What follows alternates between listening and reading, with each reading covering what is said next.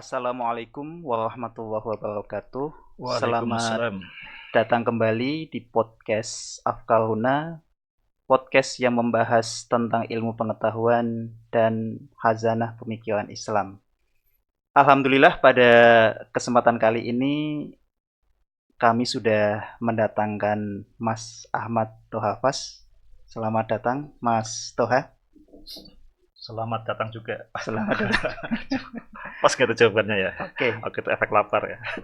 manggilnya Mas Toha saja ya. Mas Toha Oh, saja. Mas Toha. Oke. Mas Walaupun pensiunan. Toha. Pensiunan ya. Pensiunan dari Ya, panggilnya Mas tapi pensiunan.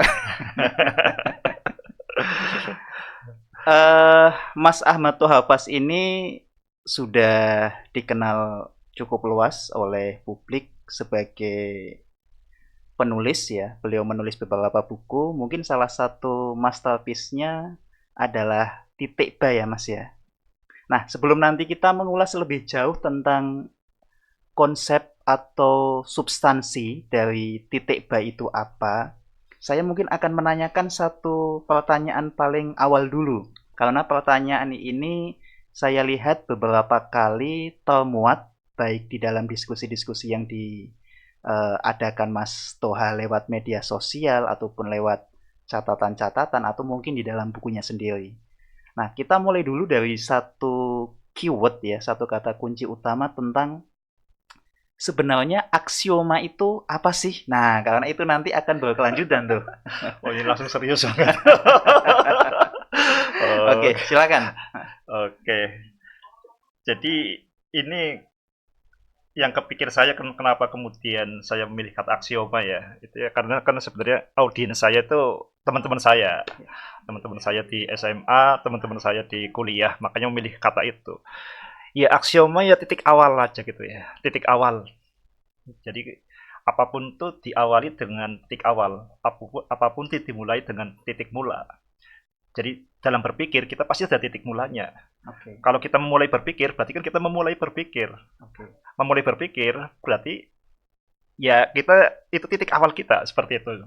Cuma pengertian kita lebih lanjut kan seperti ini. Kalau di dalam matematika titik awal untuk kita bernalar matematika sering dikenal sebagai aksioma. Definisinya bagian aksioma itu. Oke. Nah, kalau yang sering dinyatakan di sains itu untuk titik awalnya hipotesis atau hipotesis yang fundamental namanya postulat. Oke. Atau kalau dalam bahasa Al-Qur'an, aktivitas manusia itu pasti dimulai dari zon. Nah, Dugaan. dugaan. Jadi aksiomanya dugaan tapi ya kita harus mulai gitu. Oke. Kalau kita tidak tidak kemudian kita terima ya kita nggak bisa mulai seperti itu. Cuma dugaan kan ada yang tidak fundamental sekedar namanya hipotesis, ada yang fundamental namanya postulat. Nah, itu kalau di sains. Oke. Kalau di matematika lebih sering aksioma, tapi postulat juga kadang-kadang sering masuk ke matematika apa. Ya jadi postulat aksioma tuh ya ini ya maksudnya itu hanya istilah-istilah yang biar keren saja mungkin ya. Oke. Oke. Intinya titik awal. Oke. Ya, titik awal. Eh, mungkin kalau kita lihat definisi aksioma ya, kita kembali ke definisi aksioma dulu ya. Oke.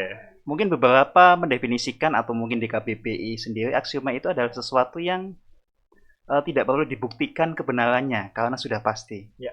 Itu definisi yang menurut Mas Toha sesuai dengan persepsi jenengan atau ada sudut pandang yang berbeda dalam memahami aksioma itu sendiri? Jadi ini kalau orang ini ya, kalau Hmm. aksiom yang sering saya lemparkan titik awalnya sebenarnya seperti ini. Jadi Ustadz Fikri, panggilnya Ustadz ya. Mas, nggak boleh manggil Ustadz. Jadi ini ya, jadi supaya jangan sampai yang saya sampaikan itu terlalu matematika. Jadi kita lebih ini ya, lebih otentik dan juga ini lebih lebih komprehensif. Jadi awalnya seperti ini, dulu kepikir itu. Jadi ini ada satu kalimat yang sangat mengusik di pikiran saya itu kan yang dari pesantren al man jahilal asla lam yusibil far'a abada. Kalau kita tidak kenal fondasi, ya kita nggak akan pernah tepat dalam urusan detail, dalam urusan ranting-ranting. Oke. Ketika itu mulai berpikir, ini sebenarnya agama itu apa, matematika itu apa, sains itu apa. Nah setelah ini ada satu kemudian ketika pas baca-baca kitab Sahih Muslim itu ada hadis yang pernah saya pelajari di SMP itu muncul lagi. Jadi waktu itu kan ada seorang sahabat bertanya kepada Rasulullah, "Ya Rasulullah, berikan saya nasihat yang komprehensif, Oke. yang setelah ini nggak perlu tanya lagi." Oke. Nah, kemudian Rasulullah mengatakan, "Qul amantu billahi summastaqim." Hakim. Jadi katakanlah aku beriman kepada Allah, setelah itu istiqomahlah. Oke. Nah, di sini kalau dilihat ini pola pikirnya apa? Kalau kalau di ini kan karena agama itu cakupannya segala-galanya, yang diimani itu apa? Yang diimanikan Allah. Tapi yang menarik di sini itu pola pikirnya di sini. Pola pikirnya berarti kan pola pikir iman dan istiqomah. Dan dikatakan di situ Rasulullah kan mengatakan ini untuk menjawab apa yang dikatakan Rasulullah, ini untuk menjawab sesuatu yang komprehensif. Berarti kan yang berlaku dimanapun kapanpun. Di masjid, Tidak hanya wilayah dini ya. betul. Nah, pertanyaan saya, apakah juga sabda Rasulullah itu relevan, cocok untuk memandu kita berpikir? Nah, seperti itu. Kan, apakah Rasulullah itu sabda Rasulullah itu hanya di masjid saja, tapi tidak relevan dalam hal berpikir? Itu kan nggak bisa diterima. Nah, matematika itu tentang berpikir. Berpikir murni. Nah, yang namanya sains itu juga berpikir. Tapi berpikir yang sudah lebih ke terapan ya. Ketika itu mulai pikir, jadi intinya matematika itu apa? Intinya sains itu apa? Nah, karena saya telanjur umat Islam, ini harus benar ya. Kalau ini pertaruhan iman saya ini kan seperti ini. Saya mikir, saya akhirnya belajar lagi ke matematika ini. Saya kaget ketika kemudian baca buku kalkulus lagi, saya cek lagi ya. Ini saya lakukan ketika saya pensiun ya. Kan pensiun nggak ada pekerjaan, jadi saya membaca-baca buku lagi pas kuliah. Saya kaget kemudian kenapa kok di seluruh buku kalkulus di sini, ini ternyata pola pikirnya ya pola pikir aksioma, teorema. Mulai saya bertanya seperti ini. Jadi yang sering membuat kita itu terbelenggu itu kan kata, istilah. Seolah-olah kita menganggap istilah itu sesuatu yang ada gitu kan. Padahal istilah kan lentur banget ya. Istilah kan hanya kicauan saja. Jadi kalau di yang dimaksud iman itu apa? Oh, iman itu fondasi. Iman itu yang kemudian kita gunakan untuk memastikan bahwa sesuatu itu istiqomah atau tidak. Setelah iman adalah istiqomah. Istiqomah itu apa? Istiqomah itu konsisten. Konsisten terhadap apa? Terhadap titik awal. Lah, berarti aksioma. Jadi di matematika aksioma yang kita terima begitu saja. Setelah aksioma ya kemudian aksioma itu nanti kita akan jabarkan dengan kebenaran lain. Jadi aksioma itu berarti pernyataan dasar. Fondasinya. Kemudian kita akan meletakkan kebenaran yang lain. Nah, apakah kebenaran yang lain itu konsisten atau tidak? Nah, kita buktikan dengan aksioma ini. Ini yang saya maksud. Jadi makanya agak ini ya. Jadi yang paling pas ya tadi berkaitan dengan iman apa aksioma itu.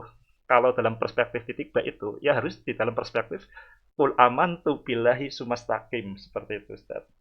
Dan ketika itu saya kemudian baca buku matematika lagi. Oh iya. Jadi loh, berarti Nabi Muhammad ini yang fondasi apa pemikir matematika terbesar, Ustaz.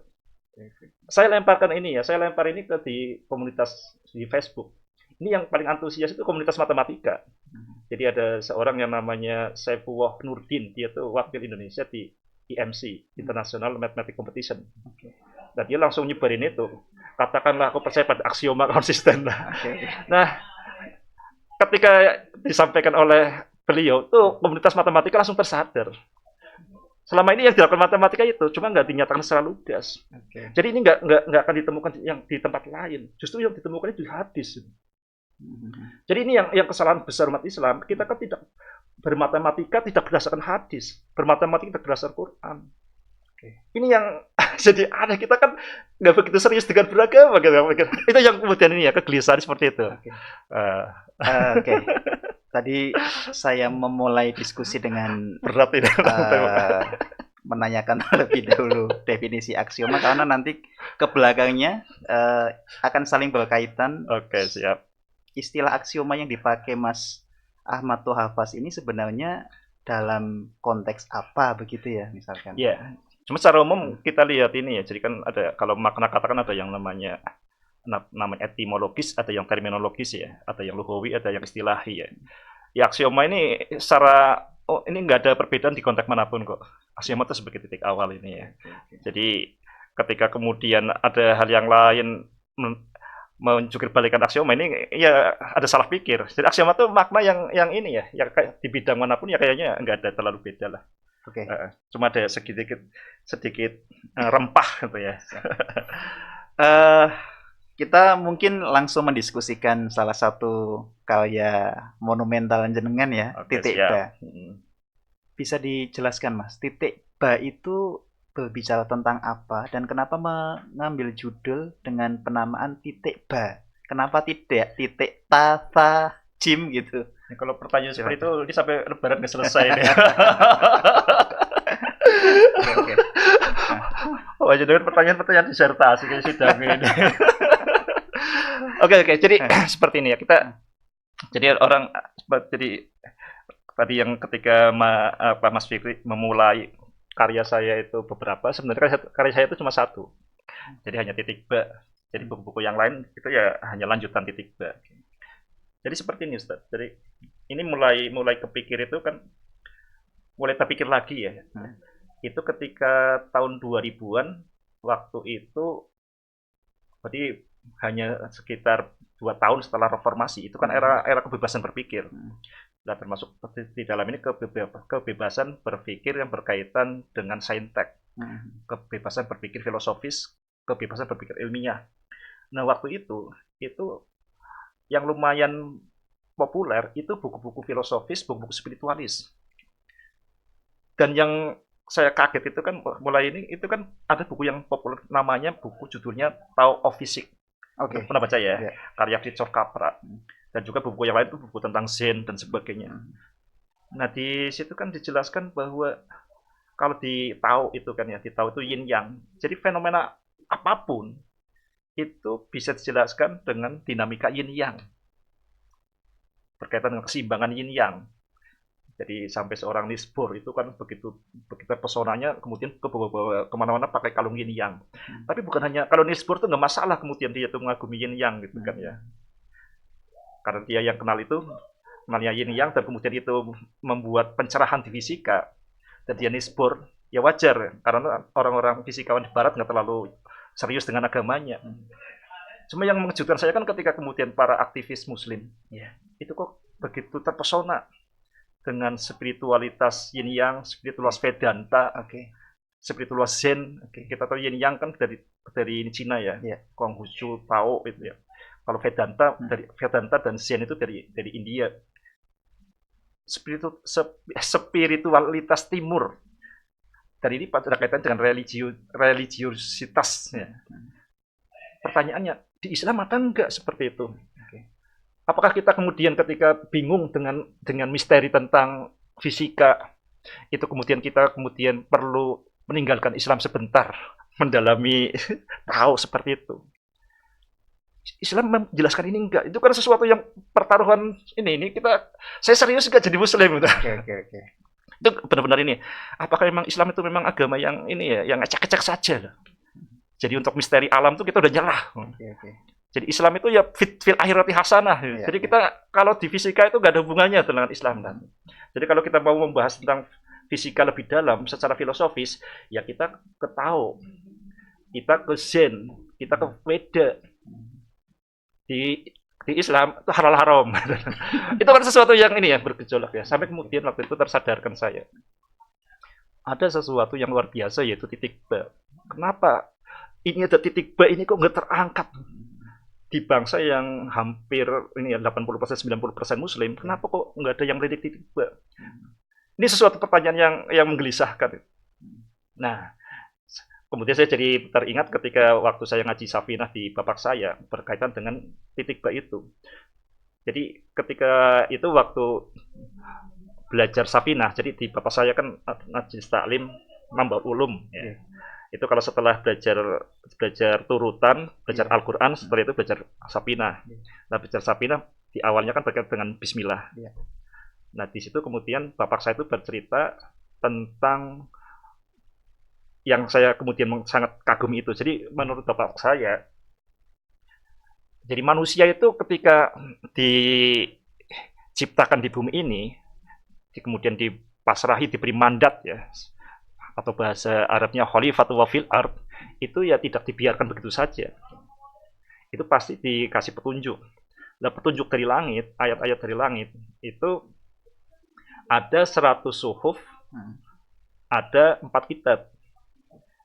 104. Nah, 104 itu 100 suhuf dan 4 kitab suci itu terangkum dalam 4 kitab suci.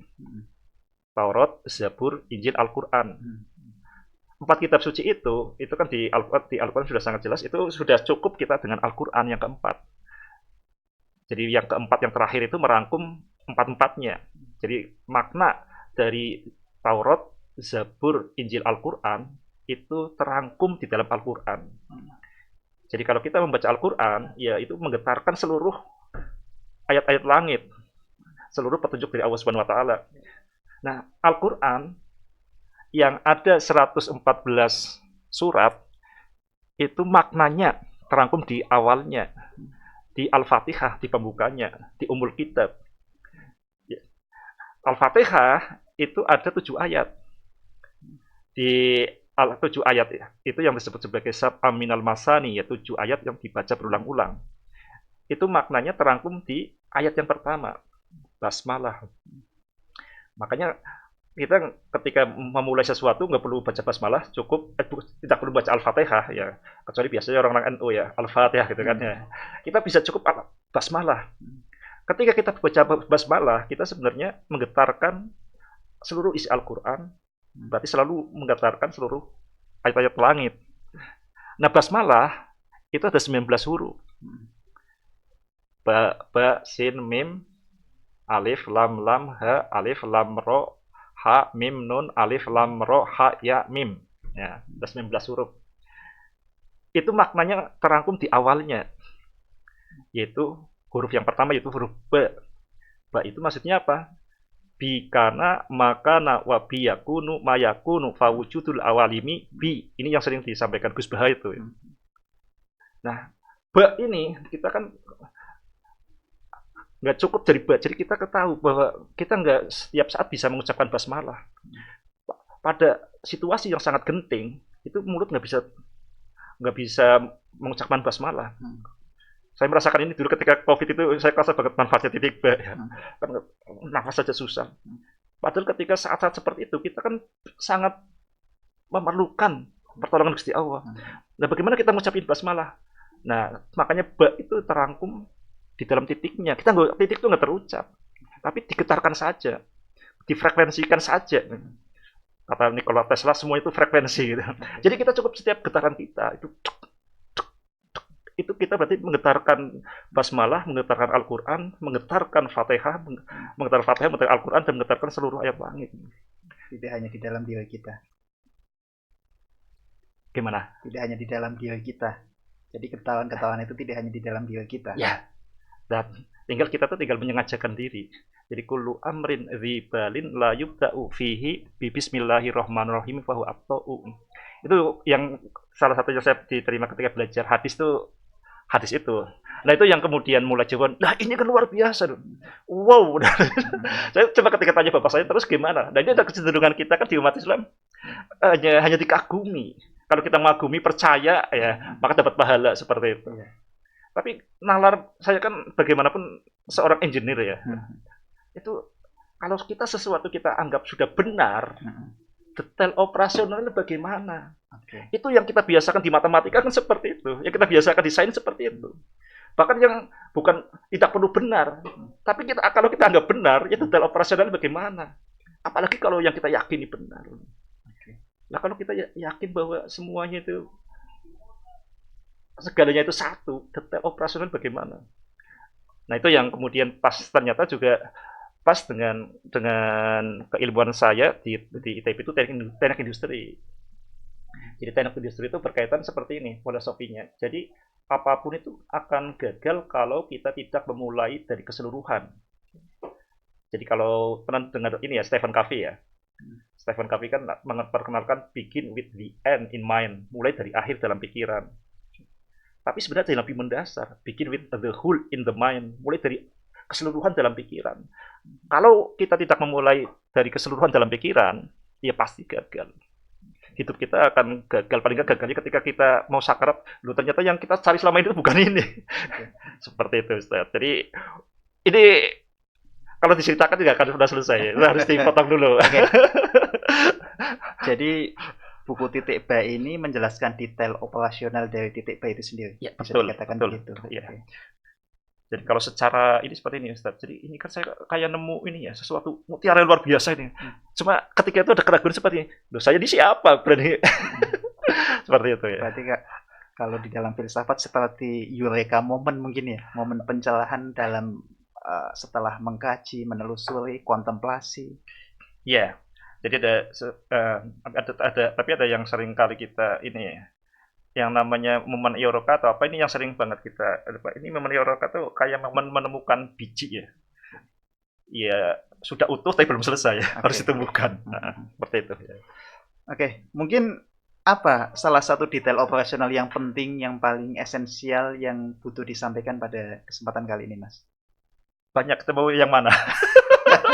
Karena ini ya cerita ya. Jadi ya kita ini yang ya berkaitan dengan ini ya. Jadi berkaitan dengan tema ini kan al ilmu nuqtah kasarul jahilun. Ini saya menemukan itu tuh ketika dulu diundang di Madrasah Mu'allimin Muhammadiyah. Oke. Jadi waktu itu Madrasah Mu'allimin Muhammadiyah tepat berusia 1 abad, 100 tahun. Tahun 2018. Jadi Madrasah Mu'allimin Muhammadiyah itu didirikan oleh Kiai Ahmad Dahlan tahun 1918. Nah, pada tahun 2018 saya diundang ke sana.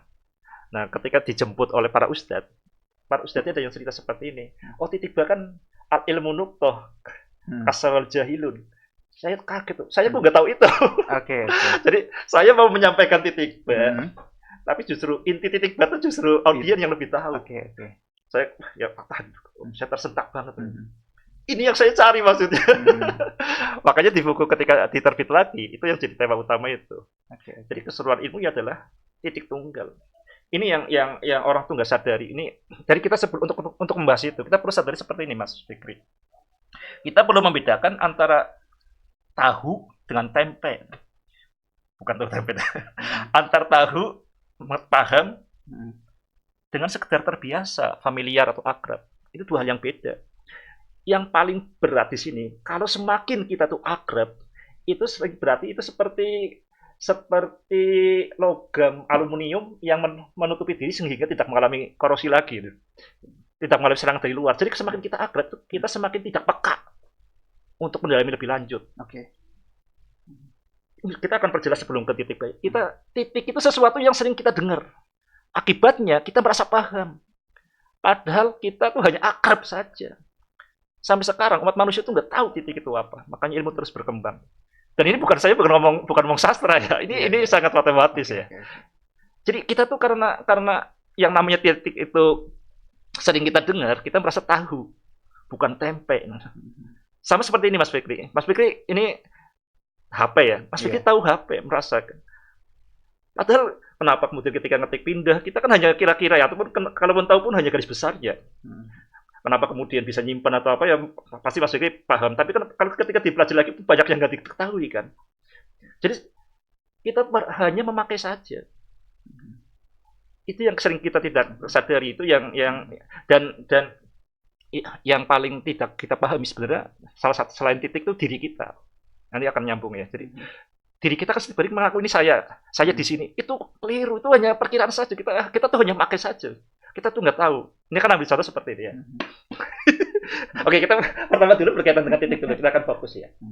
Berkaitan dengan titik. Jadi al ilmu nuqtah kasarohal jahilun. Keseluruhan ilmu itu adalah titik tunggal. Menjadi banyak karena orang-orang yang bodoh dari tauhid, yang terhalang dari tauhid, yang pura-pura bertauhid, yang munafik ketika kemudian tauhid, akan menganggap ilmu banyak. Kalau kita sudah tahu tauhid, semua ilmu itu harusnya menumbuhkan kalimat thayyibah. Jadi alam taro kaifa daraba wa masalah kalimatan thayyibah. Jadi itu dari satu biji tumbuh bercabang-cabang seperti itu.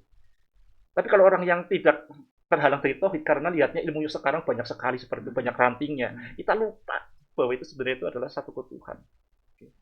Nah, akan lebih lanjut kita mulai dari mana ya tadi dengan langsung itu. Aduh, jadi kan ini pantasnya tanya ke ini sidang doktor. Oke, seperti ini Mas Fikri. Kita lihat seperti ini. Al ilmu nuqtah kasarul jahilun. Tadi pas saya kan baru pulang dari Solo ya. Iya. Dan saya kaget juga di pertanyaan mahasiswa di sana sangat tajam-tajam dan sangat saya harapkan. Salah satu pertanyaan seperti ini. Terus kita mulai dari mana? Oke, kita akan mulai dari mana? Kita akan mulai dari bagaimana Rasulullah memulai.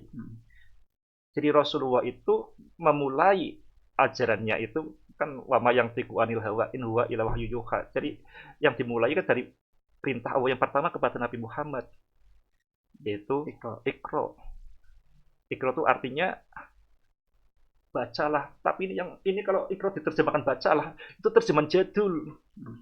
Ini yang seringkali akibatnya itu kurang greget ya. Jadi kita akhirnya salah jalan ketika Iqra diterjemahkan sebagai bacalah. Mungkin ketika di era yang lalu mungkin pas lah. Di era sekarang tuh nggak kurang pas, kurang greget. Apalagi kalau kita tahu kan wa ma arsalna mir rasulin illa bilisani qaumihi liyubayyana lahum. Tidaklah kami mengutus seorang rasul itu kecuali dengan lidah kaumnya. Nah sekarang kan kaum era algoritma. Kalau bacalah diterjemahkan bacalah kurang greget. Kalau kita dalami lebih lanjut, bacalah ini kalau di tafsirnya Habib Quraisy bacalah itu himpunlah makna, ungkaplah makna. Jadi bacalah itu lebih greget kalau kita ini adalah decoding. Mendekod di balik simbol. Kita apa di balik simbol? Itu seperti itu. Ikro, decoding lah. Nah ini kan orang-orang informatika yang nggak sadar, saya yakin jenengan baru sadar ini kan. Ini yang kemudian akhirnya kita menyalahkan Al-Quran gak relevan karena kita sendiri gak mau menggunakan pikiran kita kan. Nah seperti itu. Nah dari situ mulai Iqra bacalah. Nah, nanti tanya dulu, nanti banyak. Ya, jadi Mas Toha kan menyinggung masalah tauhid ya, bahwa asal muasal dari semua cabang ilmu, kemudian tadi membawakan ayat yang sudah dibacakan. Nah, saya jadi teringat dengan konsep integrasi tauhid sains semisal dari Ismail Roji Al-Faruqi, kemudian mungkin dari Profesor Sayyid Muhammad Naqib Al-Attas, atau mungkin yang sekarang di Malaysia itu ya Osman Bakal gitu ya, yang beliau nulis buku dan diterjemahkan di bahasa Indonesia, Tauhid and Science gitu. Nah, tadi gagasan-gagasan yang ada di dalam titik B itu apakah memang ada benang merah, relevansi, atau kesamaan, atau memang ada pembeda, Mas? Ya, jadi ini sangat menarik di sini.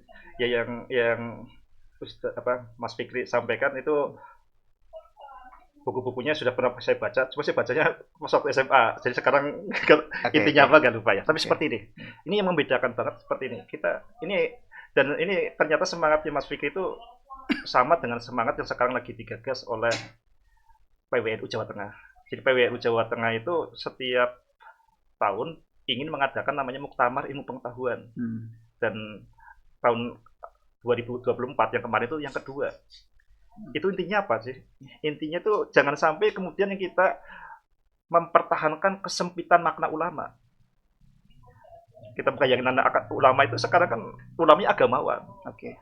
Itu ada penobrakan bahwa ilmu itu tidak sesempit itu. Kalau kita merujuk ke Al-Quran, ulama itu bukan itu. Kalau definisi ulama tidak hanya sebatas kaum agamawan. Ya, gitu. Dan itu definisi itu justru definisi yang kurang greget. Apalagi kalau kita merujuk ke Al-Quran ya, berkaitan dengan kemunculan alam. Jadi kan berkaitan alam taruh annawa angzala minas sama ima ang fa'rajna bihi min thamarati mukhtalifan alwanuha wa minal jibali judatun bitwahur mukhtalifun alwanuha wa horobi busud wa minan nasi wa dawabi. Terus di situ kan kemudian baru terakhirnya kan ini innama yakhsyawaha min ibadil ulama. Seringkali yang dipakai sekarang kan potong itu yang alam taro kaifaninya enggak. Ini kan kalau kita lihat itu berkaitan dengan kecermatan membaca fenomena alam. Dan kalau kita lihat tafsirnya juga seperti itu. Cuma ketika di tataran praktis itu menyampaikan ulama ya merasa agamawan itu. Jadi apa yang disampaikan di Al-Quran dan juga yang di terang benderang di kitab tafsir itu beda ketika disampaikan masyarakat. Atau ada pembiaran, paling ada pembiaran ini. Nah, Jadi berkaitan dengan tadi ya, ini ada dua konsep yang bisa kita ini ya, yang bisa kita kritisi dan kenapa kemudian titik batu muncul. Yang pertama integrasi ilmu, yang kedua islamisasi ilmu, dan baru yang ketiga saya lebih condong yang ini itu tentang wahdatul ulum. Wahdatul ulum. Itu yang tema utama di Muktamar Ilmu Pengetahuan PWNU. Jadi seperti ini. Jadi dulu kebetulan juga saya titik batu asalnya kan karya tulis. Ya. Karya tulis di SMA judulnya seperti ini. Mengembangkan sikap ilmiah, prinsip-prinsip sains dalam garis besar dan penyederhanaan. Jadi waktu saya SMA tuh saya menulis seperti itu, cuma tidak ada guru yang mau bimbing. Itu nggak pernah ditandatangani. Saya kan lulus juga diluluskan saja. Jadi, nah ketika itu saya melihat buku itu lagi, kemudian itulah cikal bakalnya titik B. Jadi memang yang disampaikan Mas Fikri betul. Saya terpengaruh dari pemikiran seperti itu. Cuma bedanya itu apa? Ini yang ini kritik kami terhadap pertama integrasi ilmu. Integrasi ilmu itu kan berangkat dari, kalau kita telusuri itu ada asumsi bahwa ilmu itu terpisah-pisah maka diintegrasi. Jadi integrasi kan supaya menjadi terintegrated ya. Yes. Jadi awalnya terpisah-pisah jadi integrated. Jadi sejak awal itu asumsinya udah keliru. Anggapan yang namanya ilmu terpisah-pisah. Yang kedua islamisasi ilmu.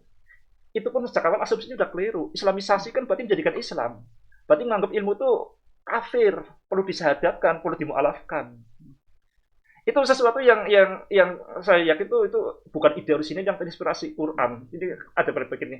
Kalau yang sangat jelas kan ini lebih cocok yang di PWNU, wahdatul ulum, ilmunya tunggal. Jadi kita perlu restart, ilmunya harus dimulai dari tauhid, bukan kemudian ilmu banyak kemudian disatukan. Ketika ilmu banyak disatukan, itu kan tauhid di titik akhir. Itu tauhidnya Fir'aun. Kalau tauhidnya itu Fir'aun ketika mau mati itu. Jadi saya ketika ini kan gara-gara saya kemudian nulis titik berkonflik di Facebook, kemudian saya diundang ke Muktamar Ilmu Pengetahuan di Jawa Tengah itu. Ya. Itu ya karena tertarik dengan nyambung dengan semangat bahwa ilmu itu adalah utuh, biji, kita tumbuhkan. Jadi kalau pola pikir tadi ya integrasi, itu membayangkan tuh cabang ilmu udah banyak, kemudian interdisiplinari, multidisipliner itu tuh sebenarnya secara asumsi sudah keliru kalau kita lihat dari tauhid. Nah, jadi itu bedanya dengan yang lain seperti itu ya, antara integrasi, islamisasi dan wahdatul ulum ya. Oke. Tapi dari sisi semangat itu ada kesamaannya. Jadi sama-sama ingin menyadarkan umat dan juga menyusun detail operasionalnya. Betul. Ini saya ada teman juga yang ini seperti Mas Fikri ini pembaca buku-buku seperti itu. Namanya Muhammad Jauhar Fatih. Dia lulusan teknik sipil UI. Dia baca-baca buku seperti itu. Kemudian dia ngikuti kajian titik B secara runut ya. Makanya dia ketika membuat resensi untuk Republika, titik B lumayan akurat. Dia tuh melihat frustasi dengan gagasan-gagasan yang ada sama ini kan, kayak integrasi ilmu, islamisasi ilmu. Ini produknya apa? Hal konkretnya apa? Itu saya satu kali. Kemudian yang kedua saya juga teringat ketika ada rombongan dari Klaten ke tempat saya pesantren Ilmu Eksakta.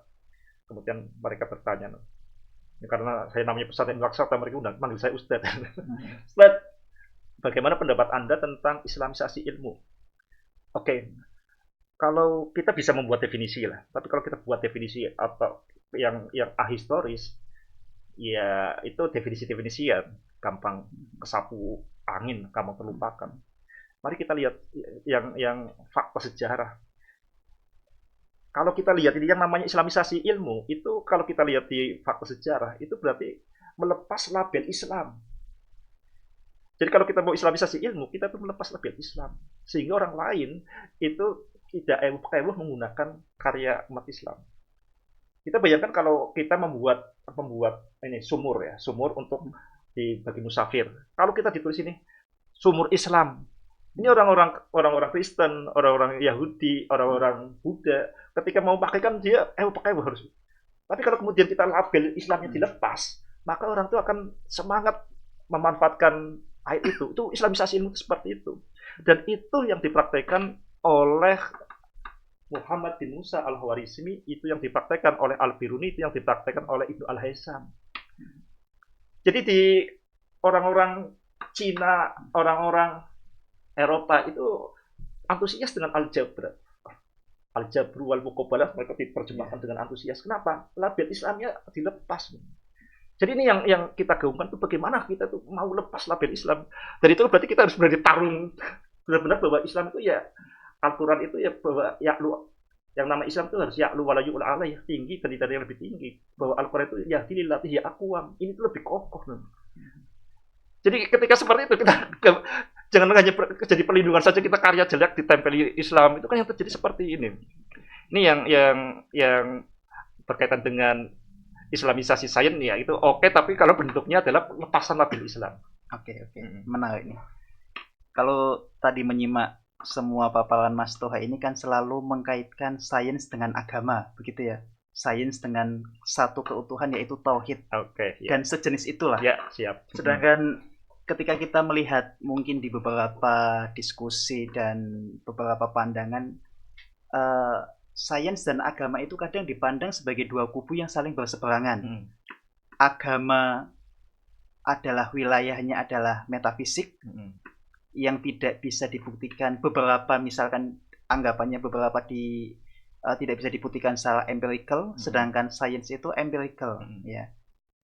Meskipun beberapa tadi tokoh-tokoh Islam dari para pemikir memang sudah menyusun beberapa argumen yang sifatnya mungkin filosofis ya, tapi itu pun bagi sebagian pihak kan, itu kan hanya sebatas masih dugaan. Beda dengan sains, masalah metalurgi, masalah engineering yang memang antara konsep, kemudian turunan dan hasil produk itu semua bisa untuk dibuktikan. Nah mungkin bisa dijelaskan. Ini saya jadi langsung teringat Pak Atmo. Pak Atmo tuh punya kata yang bagus. Jadi bayangkan ada orang kentir, ya orang kesal kentir ya. Orang kentir main gendang. Aja gelem dikendangi wong edan. Ya. Persis seperti itu.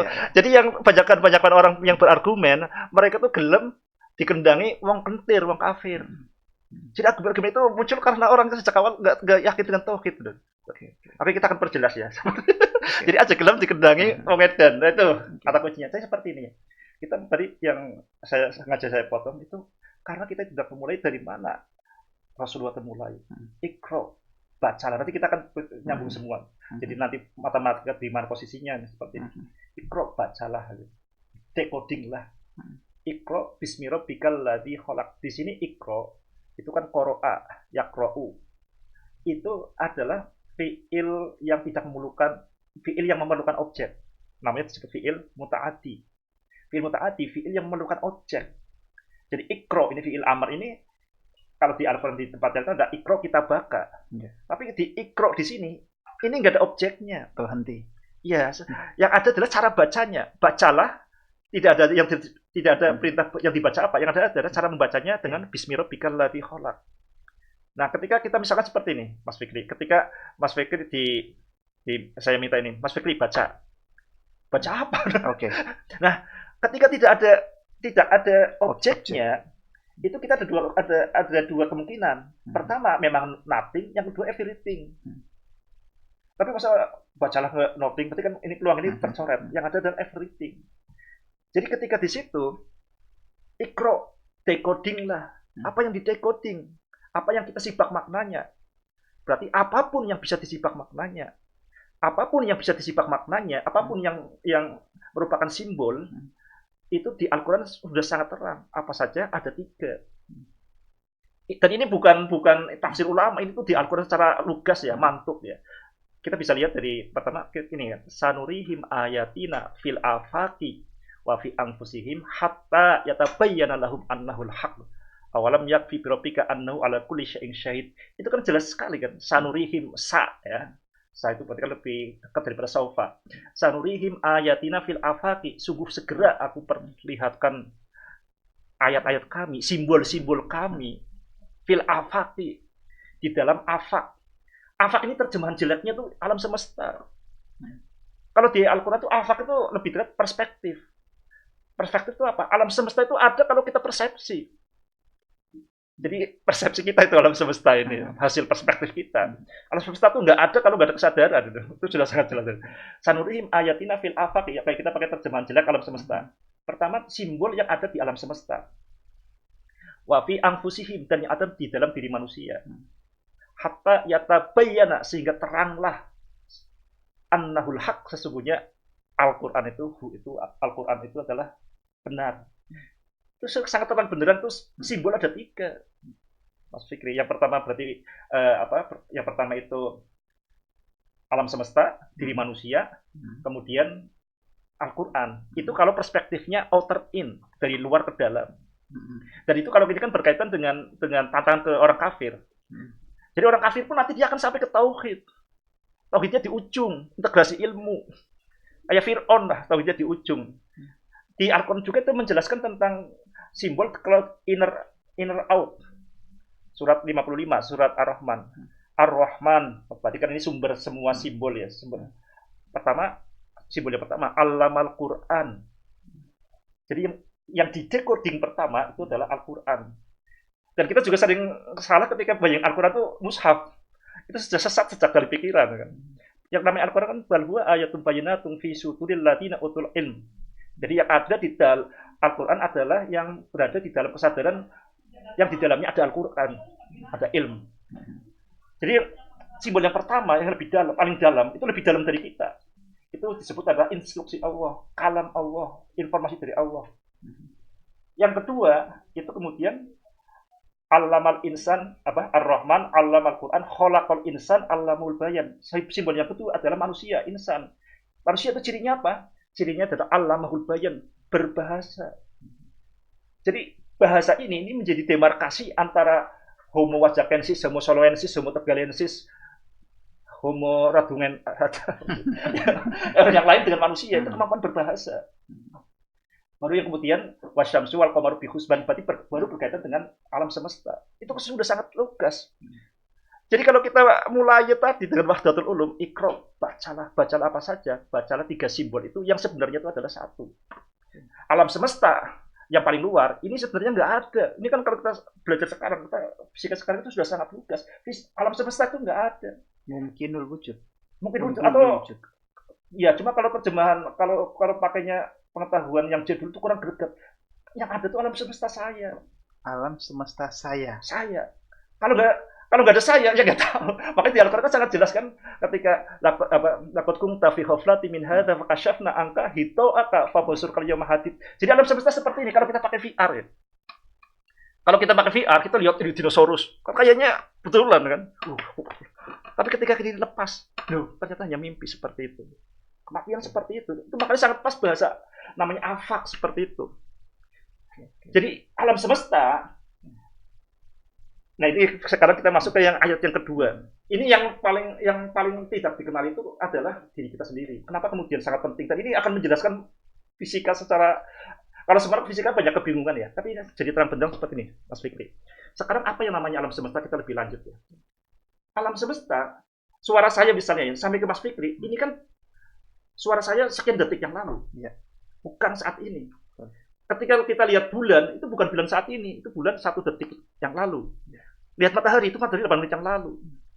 Apalagi kalau bintang, itu bisa ratusan tahun. Bahkan kalau kita pakai Hubble, itu bisa miliaran tahun yang lalu. Jadi yang kita sebut sebagai alam semesta, ini sebenarnya adalah masa lalu. Ini semuanya ini yang kita lihat kan semuanya masa lalu. Misalkan kalau saya dicubit seperti ini ya, misalnya ya.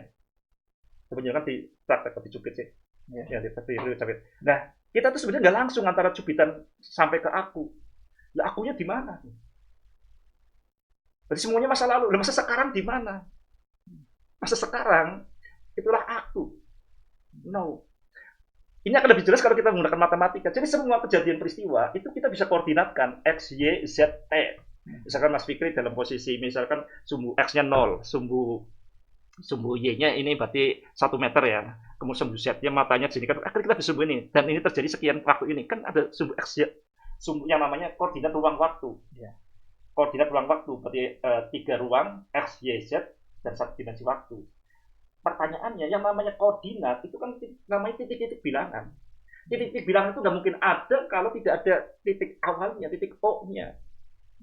Nah, koordinat O-nya itu mana? Koordinat O itu yang namanya aku. pertanyaan lebih lanjut, aku tuh di mana?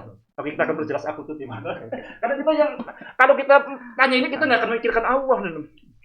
Jadi aku tuh di mana? Mas Fikri yang seperti dia. Kalau misalkan apakah program WhatsApp ada di Mas Fikri di HP-nya? Yakin? Kalau program WhatsApp ada di HP-nya Mas Fikri, ini nggak bikin muat. Copilot maksudnya server untuk runningnya. Ya, ini kan HP hanya input outputnya saja. Kita ngirim apa itu kan, ya kita misalkan ngirim YouTube itu kan, ngirim YouTube kemudian ada hasilnya.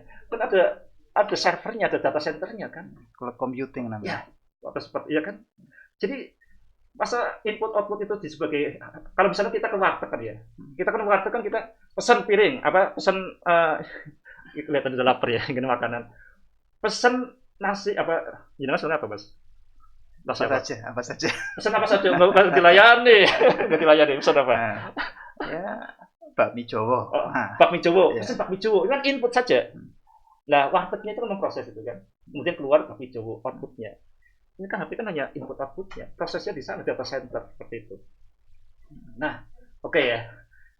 Ya, sebenarnya kalau dari perspektif aplikasi ya Mas, nanti menyinggung aplikasi itu ada beberapa metode. Ada yang memang di running di handphone, ada yang memang tadi dengan model ada induk server pusat yang ini hanya sebatas sebagai katakanlah front end ya, gitu. Yang biar lebih jelas contohnya ini ChatGPT lah, yang biar programnya besar, kan nggak mungkin di sini kan. Ya supaya kalau pasti di situ banyak varian ya. Oke, kita ambil kayak ChatGPT lah atau Copilot. Ini kan nggak mungkin muat data yang begitu banyak seperti itu. Jadi itu berkaitan dengan informasi. Jadi di sini itu hanya input output. Nah, kita akan perjelas tentang di mana aku. Nah, kita lihat kita berdua ya. Saya punya WhatsApp. Mas Fikri punya WhatsApp. Iya. Satu WhatsApp ditambah satu WhatsApp ada berapa WhatsApp? Jumlahnya atau apanya? Dijawabnya jangan pahami aja. Ya tetap satu. Ini kan penggunanya 2. Jadi nggak mungkin satu WhatsApp tambah satu WhatsApp ini. Sekarang kita pikiran kita. Saya punya pikiran. Mas Fikri punya pikiran. Jumlah pikiran ada berapa?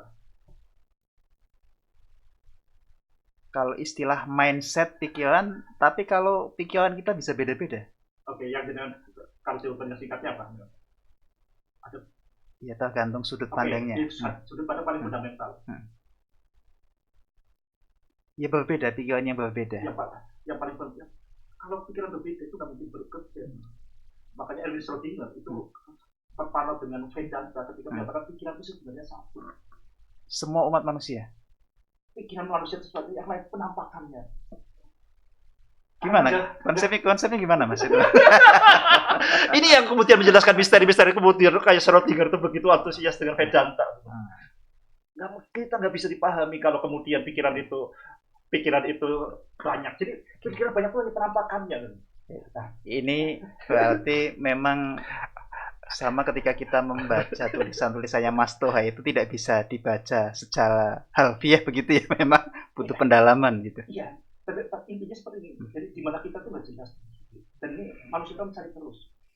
Kalau kita bisa lihat ini ada gambarannya, kita bisa lihat kalau untuk bayang ini yang kebayang itu di Al-Quran itu kan, yang iblis itu kan kesalahannya membayangkan manusia itu sebagai material. Jadi kan wa id qala rabbuka lil malaikati inni khaliqum basyarum min salsalin min hamaim masnun. Jadi kan id qala rabbuka lil malaikati inni khaliqum basyarum min tin. Yang ini yang jadikan alasan iblis nggak mau hormat kepada Nabi Adam, membayangkan itu sebagai materi. Nah, pada di ayat itu kan ada lanjutannya kan, faiza sawaitu wa nafakhtu fihi min ruhi faqulu lahu sajidin. Jadi ketika bentuknya sudah sempurna, maka ditiupkan ruhku, kalau di bahasa letterlock seperti itu. Kemudian bersujudlah faqulu lahu sajidin. Nah, pertanyaannya, ini apakah kesadaran sama dengan ruh ya kita loh alam kan kita dapetin sedikit, tapi itu udah bayangan. Tapi kita bisa bertanya lebih lanjut, apakah kemudian ketika Nabi Adam kemudian berkembang biak menjadi Fikri Hidayatullah, menjadi Ahmad Tuhan, itu kemudian ruhnya terpecah-pecah, nggak alam. Tapi ini ada sesuatu yang intinya kita tuh berkaitan dengan diri kita. kita di mana? Kalau kita HP tadi kan kalau Copilot itu servernya di mana atau Facebook? Ada di perusahaannya. Misalkan punya Google ya di Google. Kan dia tersebar-sebar juga kan di Iya. tempat-tempat itu di keamanan seperti ini. Nah, ini kalau kita bayangin ini tuh kita ini input output, saya di mana? Ya jelas saya kalau kemudian pandangan materialis itu kan menganggap namanya kesadaran itu kan sekunder, emergent properties. Jadi yang muncul karena adanya otak. Dari adanya otak itu kemudian muncul kesadaran. Jadi yang namanya materi itu lebih dasar daripada kesadaran seperti itu. Makanya menganggap yang namanya kesadaran diri saya di sini. Ketika kita berpikir seperti itu, maka ketika kita mati, ya kita sudah selesai dengan kesadaran. Tapi ini kan sekarang mulai ditentang. Kalau zaman dulu mungkin ketika fisika sudah masih awal kembang itu nggak jelas. Tapi ini yang ingin saya sampaikan seperti ini ya. Ini banyak ini ya, ini jamaah tiba itu ada yang seperti ini cerita. Banyak teman saya itu takut kalau belajar sains, takutnya jadi kafir. Ada enggak? Kita kan takutnya seperti ini ya. Namanya sains kan pertama dia berubah. Yang kedua faktanya dia sangat dipercaya. Makanya Fiko saya bertentangan dengan sains kayak gitu kan. Nah, makanya saya tuh takut dengan sains nanti ketika menemukan di sains itu beda dengan agama, menurut saya jadi kafir. Itu yang kita perlu kita perlu diantisipasi. Faktanya nggak seperti itu. Ini sudah sangat tugas di Al-Quran yang tadi ayatnya sudah saya sampaikan. Caranya gimana? Caranya gimana untuk mengantisipasi tadi adanya ketakutan seperti itu? Iya. Itu ini ketakutan. Dan bahkan kadang bukan ketakutan kan, karena memang pada faktanya beberapa pihak yang sebelumnya mungkin beragama ketika mendalami sains dengan sangat serius dalam, dia memilih untuk meninggalkan agama karena tadi. Ya itu salah satu seperti itu. Faktanya orang ini kan karena ini ya benarnya ketika seperti ini kan. Jadi itu kan karena mereka tuh ini perlu ini ya. Mereka karena mereka kayak tahu tuh nggak serius belajar saya. Jadi kalau ini ya Ustaz, dari penjahat yang kemudian jadi terang benderang itu berkaitan dengan ini Al-Quran yang makna yang dulu ditafsirkannya samar-samar. Tapi kalau kemudian sekarang perkembangan saya itu semakin terang, maka jadi Allah itu hatta yatabayyana lahum annahu haq itu kasar banget Ustaz. Makanya kita total belajar ini jadi tambah jadi kayak gitu. Loh kayak gitu. Jadi mempelajari sains itu malah akan menambah keimanan. Persis seperti itu. Untuk sampai di titik itu caranya gimana? Kembali bahwa ilmu itu tauhid keseluruhan ilmu adalah itu tunggal itu penting banget. Kita harus tauhid seperti itu. Ini yang makanya saya sangat kritik banget ya dengan Ustaz Muhammad Nuruddin itu membuktikan Al-Quran, membuktikan Quran itu yang pikiran-pikiran yang jadi rusak itu Ustaz. Kita berkaitan dengan Al-Quran seperti ini. Tadi gimana dulu? Jadi kalau kita fokusnya tadi membuktikan Al-Quran, membuktikan iman, ya kita tidak akan kemudian bertambah iman. Jadi yang di Al-Quran itu sangat jelas kan kita beriman, kemudian ditambah imannya. Atau kalau dalam bahasa yang ini bahasanya Syekh Abdul Qadir Al-Jilani, itu kan al-imanu yazidu bito'ah. Yang namanya iman itu bertambah dengan konsistensi dan ketaatan. Jadi kan kalau di ini kan wajadu imana ma'imanihi. Jadi kalau sudah iman, kita kemudian ada kita lakukan apa yang kita imani dan kita ini istakti komplit tadi. Nanti akhirnya itu ada sesuatu yang kita melampaui rasionalitas. Tapi kita tuh karena ini pentingnya pendidikan akidah, tapi saya sekali pendidikan akidah sekarang itu justru untuk menghindari kehidupan di sini, pengennya masuk ke mati. Jadi kita ada akidah orientasinya fil akhirati hasanah merupakan di dunia hasanah. Harusnya kalau kita lihat ini ya, kalau belajar ini nyambung dengan pertanyaan tadi. Kalau kemudian kita belajar matematika, fisika, sains tidak diajari dengan akidah, yang ada kecenderungan seperti itu. Makanya penting sekali pendidikan akidah. Tapi bukan akidah yang melarikan diri. Akidah kan harusnya jadi pembimbing. Tapi yang sekarang terjadi, akidah takut dengan sains. Gak percaya diri kan? Takut dengan matematika. Akhirnya lebih baik membahas yang lain. Jadi pembimbing, kita minder dengan yang dibimbing kan repot. Akidah itu ya kakak pembimbingnya matematika, dosen pembimbingnya matematika lah. Matematika bayangkan ini mahasiswa, sains itu mahasiswa. Akidah itu harusnya dosen pembimbingnya. Yang terjadi sekarang, akidahnya minder. Kayak mencari alasan terus ketika bimbingan, jadi mahasiswa jadi tersesat. Benar, lebih seperti itu ya, kayaknya bagus ya. Oke, mungkin satu poin penting yang ingin disampaikan Mas Toha di sesi ini sebelum kita akhiri al ilmu nuqtoh kasar al jahilun. Jadi keseluruhan ilmu adalah titik tunggal menjadi banyak karena orang-orang yang bodoh, yang ignore dari tauhid, orang yang pura-pura bertauhid menganggap. Jadi ini penyakit kita. Ini seringkali orang menganggap ini kan cabang ini ini tauhidnya di mana gitu. Jadi sebelum kita menekuni bidang ranting tertentu, kita harus sadar awalnya adalah biji. Jadi yang namanya ilmu itu haruslah penumbuhan dari kalimat thayyibah. Alam taro kaifa darabahu masalan kalimatan thayyibatan kasyajaratin thayyibatin asluha sabitu wa faruha fis sama. Ini yang itu kan suatu model, Ustaz. Jadi kita harus model pohon itu harus tertanam di dalam diri seorang muslim, apalagi seorang mahasiswa Poltek Harvard. Demikian yang bisa saya sampaikan. Oke. Diskusi yang menarik ya, sangat filosofis dan matematis, dan mungkin kita untuk bisa memahami dengan detail dan dengan utuh memang butuh beberapa fondasi ilmu untuk mendukungnya. Dan kita nanti akan berjumpa kembali pada podcast Afkaluna di edisi berikutnya dengan kembali mengundang beberapa narasumber yang memang kompeten di bidangnya. Terima kasih. Wassalamualaikum warahmatullahi wabarakatuh. Waalaikumsalam warahmatullahi wabarakatuh. Una mattina mi sono alzato, oh bella ciao, ciao, ciao. Una mattina mi sono alzato e ho trovato